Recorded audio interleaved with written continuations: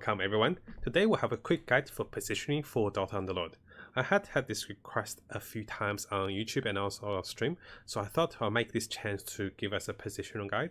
This is in the freestyle section, which allows us to create any 3 stars and to move them around to show a few things. You can also battle enemy with different preset team. Now we can only have 10 units on the board and 8 units on the bench. I have made a few common ones, which those units might provide the best insights for some of the unit positioning.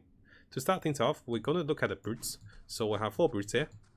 Now, usually there's one more brute. We can get the Trim Protector as well, but it's pretty similar. The best tank for brutes will have to be X, and X have some decent armor and HP even at 2-star level. And to go from there, I'll quickly do this. Actually, I'll quickly take the chat. Actually, we can keep the chat. Chat is fine. So let us know if you have any positional requests as well, guys. We'll add to that. So for the brutes, they do attack multiple targets because they will try to attack everything. You do want pretty much an even balanced formation. So sometimes a formation that's in the front, you can have other melee units in between of the brutes. So this gives them the best chance of hitting the enemy and debuffing them. You can also stick some crucial units together. For example, the Ogre Major with Lifestealer and Doom is pretty clutch. You can have the Ogre in between to protect him. Axe should always be on the corner of things. So this is with the Brute Axe or other Axe. He should be exposed to most of the frontline damage from the direct end, from the backline, also from the side. So that's where the Axe usually stays. We can do it this way. I want Lifestealer to be soloing units because this is the best way for him to survive and to do damage and to lifesteal. He is very good if he survives. Ogre is next to them to give a better buff. Now, after the brutes, we will lose those. Let's look at something else. One thing I want to highlight is the power of Senking. You do really want Senking, a 2-star Senking or even 1-star Senking to be in the front. If it's a 1-star Senking, have a tank next to him to co-tank and to let him survive. A 2-star Senking should be in the front, and if he survives the backline, he can come back with a 3rd stun or even a 2nd stun. So if he stuns quickly, he usually stuns diagonally. So if he's here, he will stun towards this position in the corner or this position in the corner. If enemy sniper is in a positioning, you should target Senking towards a sniper in a diagonal position stun. For example, if enemy has lots of melee units in the front, like something like this in the front, your Senking should be on the corner of one of the units, so he have a chance of stunning across them. So that's against like a heavy brute team, heavy melee team, like the brownies, like the warriors, you want to stun across them. Now after the Senking, we'll look at the positioning for Underlord. We can get 3 different Underlords actually. We get Hogan. Should have prepared for them as well. We'll get both. Oh, I can't get all of them. So let's look at the first one then.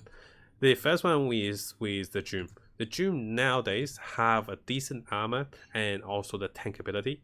If I have like some decent tanks in the front, the Doom can either be in the middle as a support tank or can be the outside of the tank formation as a main tank. How do I decide is if I have a better tank like Axe, I tend Doom to support tank. If I have no better tanks, Ogre is a support tank. If I have no better tanks, I use Doom as a main tank. So that's the only difference. So we'll lose out the Doom. Let's get the NSX. NSX have 2 things to look at with Underlord. The first thing is she summons an archer. Whenever there's a free positioning, she will summon an archer in front of her first, then next to her, then behind her. So sometimes you can use the NSX archer as a source of like soaking damage and retargeting the Deadeye. So you want her to be able to have a free spot in front of her. Sometimes I have her a little to the back, but not fully to the back, so that her archer is summoned to the front, and she should be in a safe position to cast, similar to Hogan as well. So usually I position NSX in such a way that my frontline works forward and she summons in front of her. Now for Hogan, it's pretty much the same thing. You get a Hogan, he should be safer.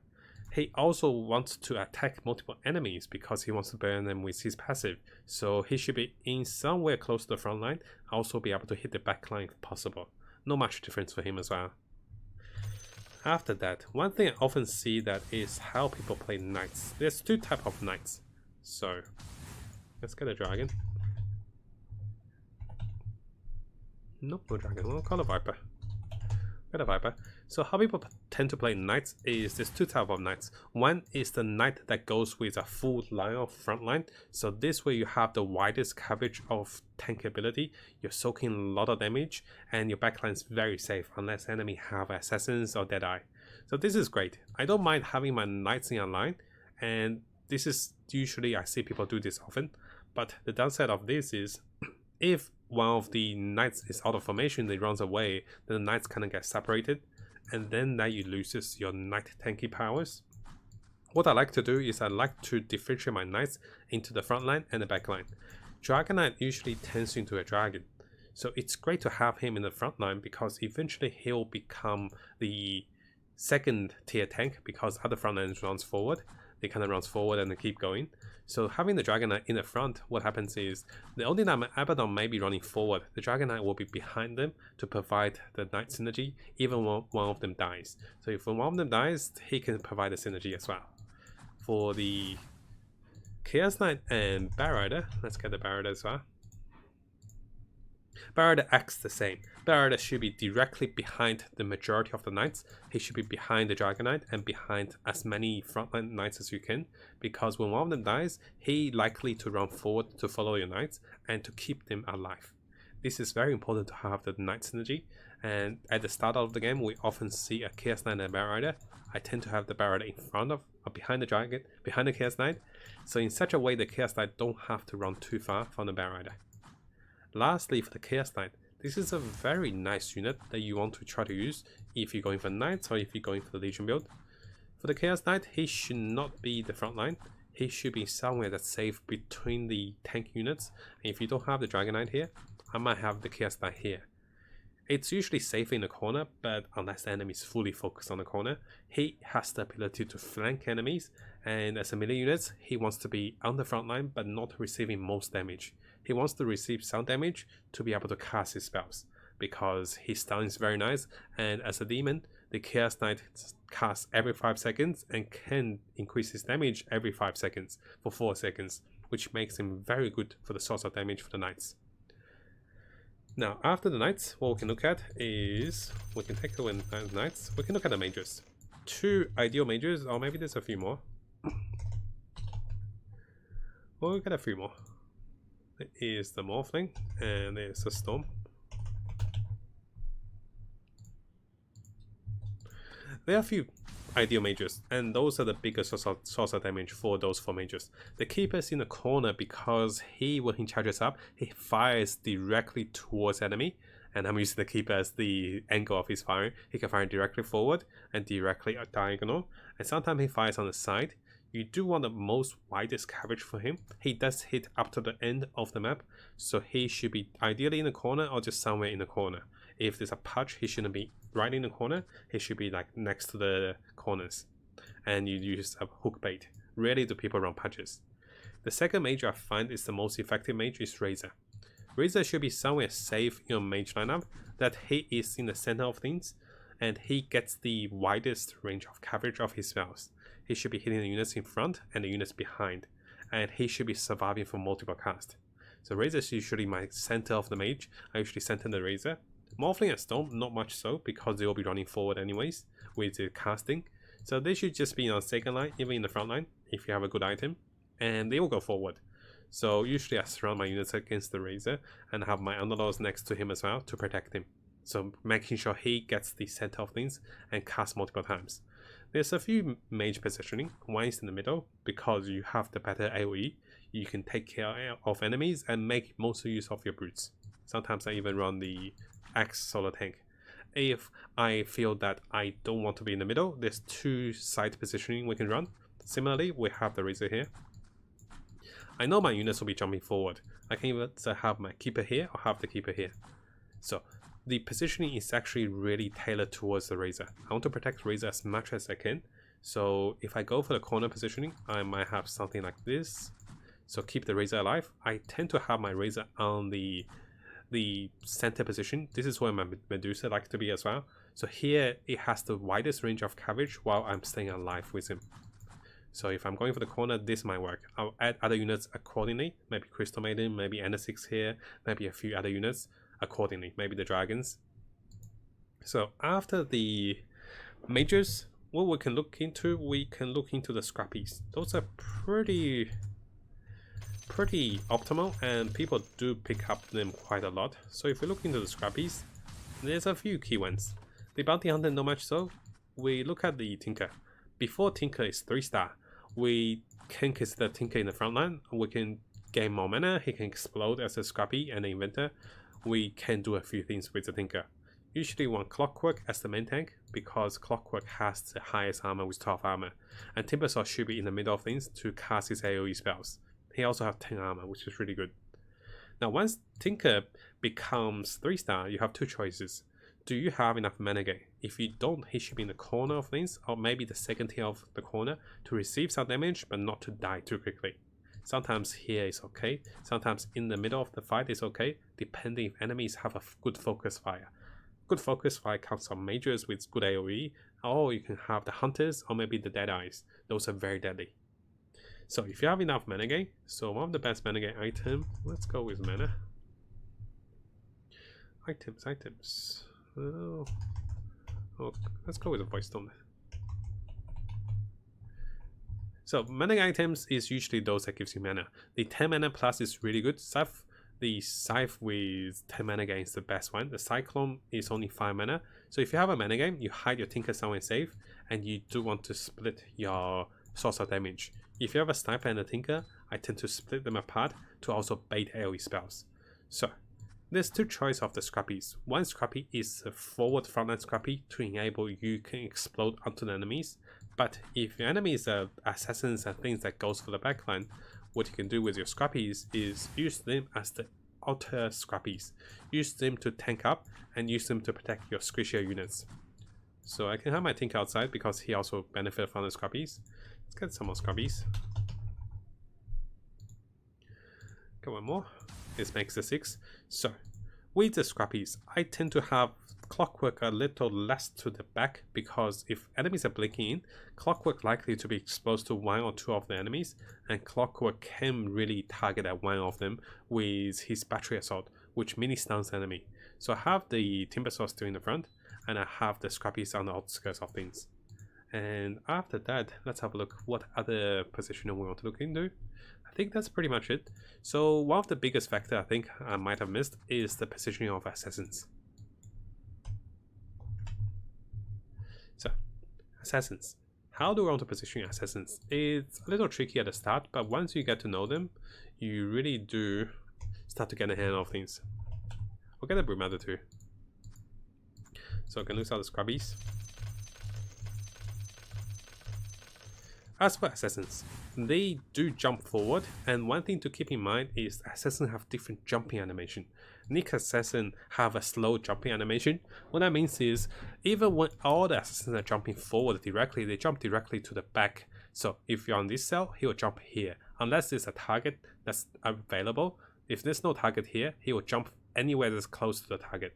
For example, if Alchemist is here, Viper will jump forward, everything else will jump towards the towards Alchemist like this. Now, because assassins have different jumping timings, Nyx will not jump quicker than any other assassin. I think the Queen of Pain have a really quick jumping animation. So, the Queen of Pain here will jump quicker than most assassins, and she will all of a sudden become a tank for your assassin when she jumps in. And that's not what we want to do, because, let me show you guys, we'll try this. So, we'll proceed with battle. So notice how the Queen was jumping quicker. So if I had a few range units in there, I'm great for morale. Oh, trust us. So notice that the Queen jumped in first, and all of a sudden enemies are hitting the Queen. What happens with a stronger enemy team is that your Queen will die first. If your Queen dies first, that's not great, because the targeting system for the Queen is that she wants to do damage and she doesn't want to be focused first. What I tend to do is I tend to try to bait enemy away with a few clutch frontline. So if I happen to have 3 frontlines that's balanced evenly in the front, no matter what enemy has there, so if I jump now, notice that the enemy will go for Alchemist because they're targeting Alchemist step up one, and they will go further, they will all of a sudden hit Alchemist, and the Queen will jump in and she'll be safe out of damage. And if that's the case, what we can do is we can have some really good stunners or really good units for the assassins for the frontline. And talk about frontline units, of course, tanking is a great one. We have 4 kind of frontline. We have the one that stuns with tanking and Nyx, which are great. We have the support frontline. Usually you do want the stuns first, unless your Broodmother is a clutch unit that casts a crucial teamfight spell. So if I'm going for clutch stunners and frontline, I will have those 3 first, then followed by the Alchemist. He is not the biggest game changer for the casting. He does supplement the team, does damage, reduce armor, but not the biggest factor. I want the stuns in, I want the slows, I want more stuns. So sometimes I do it this way, for the frontline, for assassins or any other team. If you're facing a particular team that's bulking up, what you want to do is, let's say if the team, those are assassins, those are not great examples. If the enemy team is kind of bulking up in the corner, your Sankin should be on the outskirts of the corner to stun them directly forward and to stun a majority of them. If they're also bulking up, things like Broodmother and other movement slow units can be great here as well. Also AoE spells will be great. Gyrocopter can work, and many things can work. What you do want to keep in mind is, if enemies are split apart, you do want to make the best use of your stack of units that pick things off. So if a majority of the enemy are here, your stack can be catching them on the side. So I think that's a few insights for my positional sharing. Let me know if you guys want to know more things and if you have more questions. A special bonus for the freestyle mode, we made 2 of the strongest team I can think of. One of them is assassins with all the high tier items with a 3-star stack, with dragons and scaled and everything. You can have a look here. And we also got a refresher on the Faceless Void. I think it's also good to give him some damage item. So what we'll do is we'll switch out of a Moonshot for him as well. So later if we want a Moonshot, we can give him a Moonshot. And on what we're facing on the other side, we're facing with Deadeye, with Troll Warlord, and also the 3-star dragons and disruptors, a lot of ace tier units. And let's see who is the strongest. Both Hogan are the support Hogans. This is the first fight. Let's see how we go. Oh boy. Disruptor missed. Hogan already died, by the way. Void is casting. Where's Slack? Oh, the assassins are much stronger. Look at that. Single-handedly won there. Okay, a lot of fun things we can make with this build. Next time we make more. Each time we make a guide, we also have a special fun, fun part. We can do that. It's like a bonus for the guide. So we're using 18 slugs versus a proper team. Let's see who wins. So this is still a proper team, a pretty high tier team, and this is going to be 18 slugs with mask. Attack slugs! Oh gosh, the fish is here. Oh, the fishes.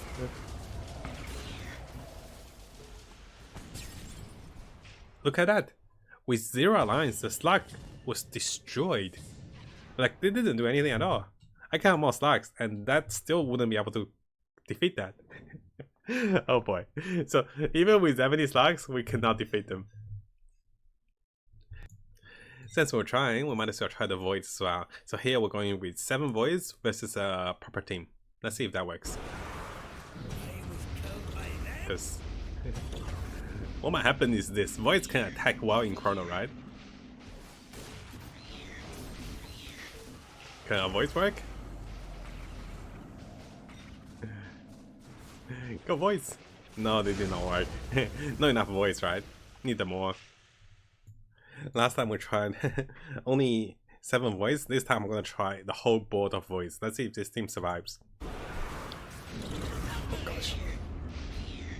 The funny thing is, if the chrono keeps going, I think the voids kills everything, right? Okay.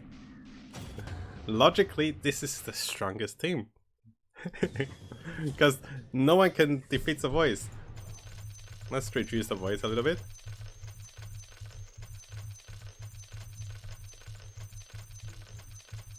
Let's try this many. Yeah, the voice hits very hard. That's the thing. If the chronos are going, no one's gonna hit them. There you go. You just need about 20 voids, guys, and you can defeat the enemy.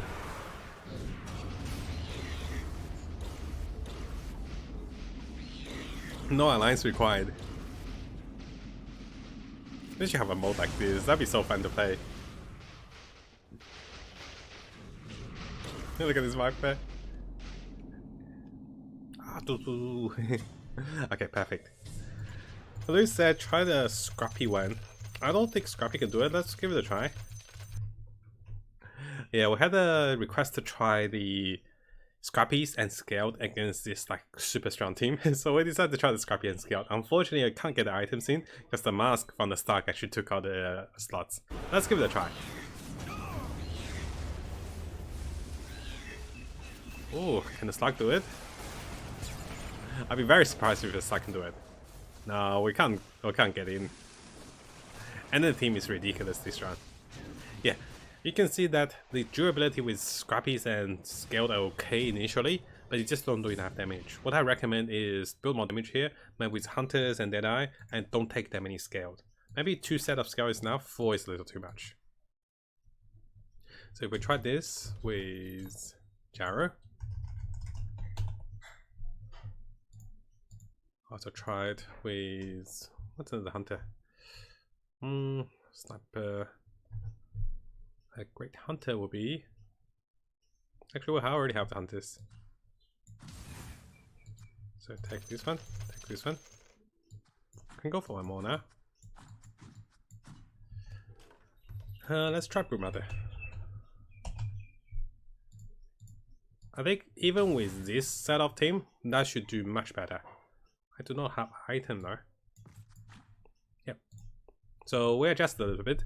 We got the Deadeye, we got the Broodmother in. Let's see if this is much better compared to before. With items, we'll have a chance, right? And the Broodmother cannot even cast spells off. Hey, even with our items. Even with our items, that's the power of Scrappy, guys. Added armor. Super close here, actually. Yeah, if we had items, this team will actually do a lot better, right? Nothing can survive because it's also got a hard. So well played, well played. Now this is why Scrappies is so great. The ability to amplify the damage with durability. This team's more like offensive. This is more defensive and offensive. So hopefully you guys enjoyed a bit of the fun with freestyle. Lovely, lovely.